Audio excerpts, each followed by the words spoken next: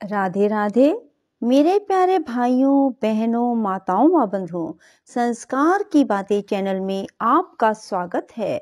बंधुओं, आज सोमवार के दिन मैं आपके लिए लाई हूँ भगवान शिव और माँ पार्वती की कथा, जिसे सुनने मात्र से भगवान शिव और माँ पार्वती प्रसन्न होकर आपकी हर मनोकामना पूरी करेंगे।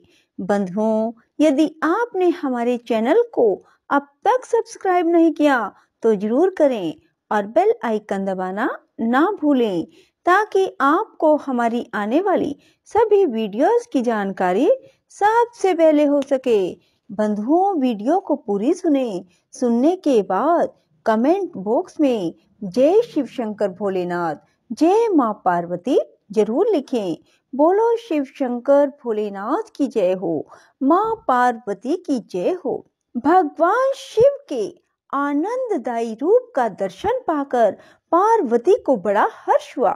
उनका मुख प्रसन्नता से खिल उठा। वे बहुत सुख का अनुभव करने लगी। फिर उन महासाध्वी शिवा ने अपने पास ही खड़े हुए भगवान शिव से कहा। पार्वती बोली, देवेश्वर, आप मेरे स्वामी हैं। प्रभु, पूर्व काल में आपने जिसके लिए हर्ष पूर्वक दक्ष के यज्ञ का विनाश किया था, उसे क्यों भुला दिया? वे ही आप हैं और वही मैं हूँ। देवेश्वर, इस समय मैं तारकासुर से दुख पाने वाले देवताओं के कार्य की सिद्धि के लिए रानी मेना के गर्भ से उत्पन्न हुई हूँ। देवेश, यदि आप प्रसन्न हैं और यदि मुझ पर कृपा करते हैं तो मेरे पति हो जाइए। ईशान, प्रभु, मेरी यह बात मान लीजिए। आपकी आज्ञा लेकर मैं पिता के घर जाती हूँ। अब आप अपने विवाह रूप परम उत्तम विशुद्ध यश को सर्वत्र विख्यात कीजिए।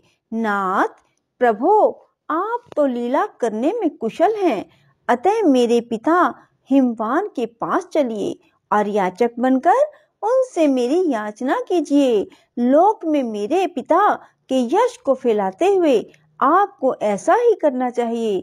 इस तरह आप मेरे संपूर्ण गृहस्थ आश्रम को सफल बनाइए।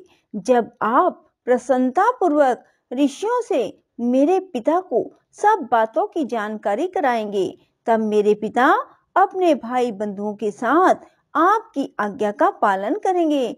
इसमें संदेह नहीं। जब मैं पहले प्रजापति दक्ष की कन्या थी और मेरे पिता ने आपके हाथ में मेरा हाथ दिया, उस समय आपने शास्त्रोक्त विधि से विवाह का कार्य पूरा नहीं किया।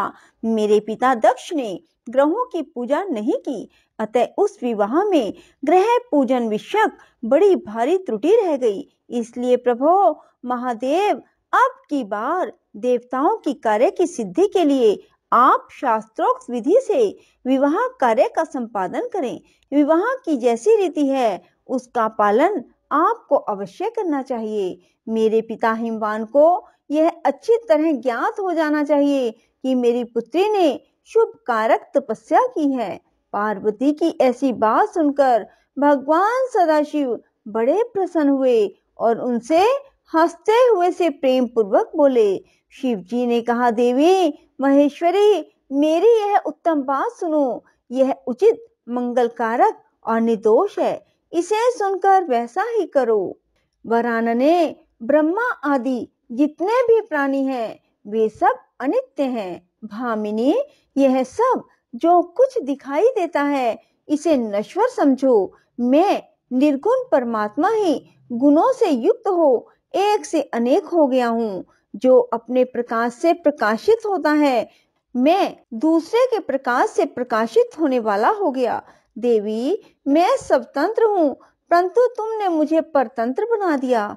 समस्त कर्मों को करने वाली प्रकृति एवं महामाया तुम ही हो। यह संपूर्ण जगत माया में ही रचा गया है। मुझ सर्वात्मा परमात्मा ने अपनी उत्तम बुद्धि के द्वारा इसे धारण मात्र कर रखा है। सर्वत्र परमात्मा भाव लिखने वाले सर्वात्मा पुण्यवानों ने इसे अपने भीतर सींचा है तथा यह तीनों गुणों से आविष्टित है। देवी वर वर्णिनी कौन मुख्य ग्रह है, कौन से ऋतु समूह है, इस समय तुमने शिव के लिए क्या कहा है, किस कर्तव्य का विधान किया है। गुण और कार्य के भेद से हम दोनों में इस जगत में भक्त वत्सलता के कारण भक्तों को सुख देने के हेतु अवतार ग्रहण किया है। तुम्ही रजय सत्व तमोमयी सूक्ष्म प्रकृति हो, सदा व्याकुल कुशल सगुना और निर्गुणा भी हो। सुमध्य में मैं यहाँ संपूर्ण भूतों का आत्मा निर्विकार एवं निरीह हूँ। भक्त की इच्छा से मैंने शरीर धारण किया है। हे शैलजे, मैं तुम्हारे पिता हिमालय के पास नहीं जा सकता तथा भिक्षुक होकर किसी तरह तुम्हारी उनसे याचना भी नहीं कर सकता। गिरिराज नंदिनी महान गुणों से अत्यंत गौरवशाली महात्मा पुरुष भी अपने मुंह से देही यह बात निकालने पर तत्काल लघुता को प्राप्त हो जाता है। कल्याणी, ऐसा जानकर हमारे लिए क्या कहती हो। भद्रे, तुम्हारी आज्ञा से मुझे सब कुछ करना है, अतः जैसे तुम्हारी इच्छा हो वैसा करो। महादेव जी के ऐसा कहने पर भी सती साध्वी कमल लोचना महादेवी शिवा ने उन भगवान शंकर को बारंबार भक्ति भाव से प्रणाम करके कहा। महादेव जी के ऐसा कहने पर सती साध्वी कमल लोचना महादेवी शिवा ने उन भगवान शंकर को बारंबार भक्ति भाव से प्रणाम करके कहा। पार्वती बोली, नाथ आप आत्मा है, मैं प्रकृति हूँ, इस विषय में विचार करने की कोई बात नहीं है। हम दोनों स्वतंत्र और निर्गुण होते हुए भी भक्तों के अधीन होने के कारण सगुण हो जाते हैं। शंभो प्रभो, आपको प्रयत्न पूर्वक मेरी प्रार्थना के अनुसार कार्य करना चाहिए। शंकर, आप मेरे लिए याचना करें और हिमवान को दाता बनने का सौभाग्य प्रदान करें। महेश्वर, मैं सदा आपकी भक्ता हूँ, अतः मुझ पर कृपा कीजिए। नाथ, सदा जन्म जन्म में मैं ही आपकी पत्नी होती रही हूँ। आप परब्रह्म परमात्मा हैं, निर्गुण हैं, प्रकृति से परे हैं, निर्विकार निरीह स्वतंत्र परमेश्वर हैं, तथापि भक्तों के उद्धार में संलग्न होकर यहाँ सगुण भी हो जाते हैं, स्वर आत्मा होकर भी लीला बिहारी बन जाते हैं, क्योंकि आप नाना प्रकार की लीलाएं करने में कुशल हैं। महादेव, महेश्वर, मैं सब प्रकार से आपको जानती हूँ, सर्वज्ञ। अब बहुत कहने से क्या लाभ, मुझ पर दया कीजिए। नाथ, महान अद्भुत लीला करके लोक में अपने सुयश का विस्तार कीजिए, जिसे गा गा कर लोग अनायास ही भव सागर से पार हो जाएं। ब्रह्मा जी कहते हैं, नारद, ऐसा कहकर गिरिजा ने महेश्वर को बारंबार प्रणाम किया और मस्तक झुकाकर हाथ जोड़ वे चुप हो गई। उनके ऐसा कहने पर महात्मा महेश्वर ने लोक लीला का अनुसरण करने के लिए वैसा करना स्वीकार कर लिया। पार्वती ने जो कुछ कहा था उसी को प्रसन्नता पूर्वक करने के लिए उद्यत होकर वे हंसने लगे। तदंतर हर्ष से भरे हुए शंभु अंतर ध्यान हो कैलाश को चले गए। उस समय काली के विरह से उनका चित्त उन्हीं की ओर खिंच गया था। कैलाश पर जाकर परमानंद में निमग्न हुए महेश्वर ने अपने नंदी आदि गणों से वह सारा वृतांत कह सुनाया।